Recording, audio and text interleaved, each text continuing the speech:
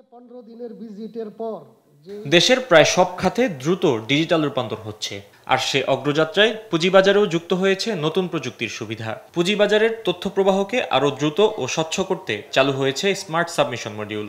বুধবার রাজধানীর ডিএসি টাওয়ারে এই স্মার্ট সাবমিশন সিস্টেম যৌথভাবে উদ্বোধন করেন বিএসইসি, ডিএসই ও সিএসই। অনুষ্ঠানে বক্তারা বলেন, ডিজিটাল প্ল্যাটফর্ম চালু হওয়ায় লেনদেন ও বিভিন্ন সেবায় স্বচ্ছতা, গতি ও নির্ভরযোগ্যতা বেড়েছে। বিশেষ করে স্মার্ট সাবমিশন সিস্টেম সহ অনলাইন ভিত্তিক সেবা বিনিয়োগকারীদের কাজকে করবে আরও সহজ ও কার্যকর।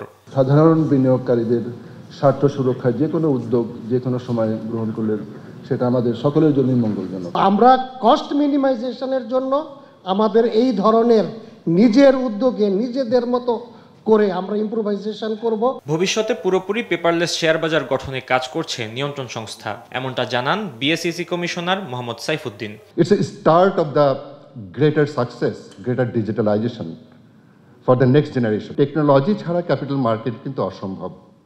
এখন পৃথিবীর ইভেন ইমার্জিং কান্ট্রিগুলো এবং কিছু কিছু ফ্রন্টিয়ার কান্ট্রিগুলো কিন্তু ক্যাপিটাল মার্কেটের যে অপারেটিং এজেন্সি যারা আছে তারা নেসেসারিলি বিকাম টেকনোলজি কোম্পানি। নতুন ডিজিটাল সুবিধার মাধ্যমে যেমন বিনিয়োগকারীরা ডাটাবেস থেকে সহজেই প্রয়োজনীয় সব তথ্য পেতে পারবেন, তেমনি ডাটা কালেকশন ও সাইবার সিকিউরিটির উন্নয়নেও বাড়বে নিরাপত্তা। কাস্টমারকে তাদের প্রাইস সেন্সিটিভ ইনফরমেশন হোক অথবা যে রেগুলেটরি রিপোর্টিং যে financial statements and other documents submit করতে হয়, তো সেই ক্ষেত্রে আমাদের যে হার্ড কপি সাবমিশনটা পুরোপুরি এলিমিনেটেড হলো। সবার তথ্যপ্রাপ্তি উন্মুক্ত ও সহজ করতে আগামীতে চালু করা হবে এআই নির্ভর সফটওয়্যার, এমনটা জানান ডিএসি চেয়ারম্যান। ফাহিম ইউসুফ, দেশ টিভি, ঢাকা।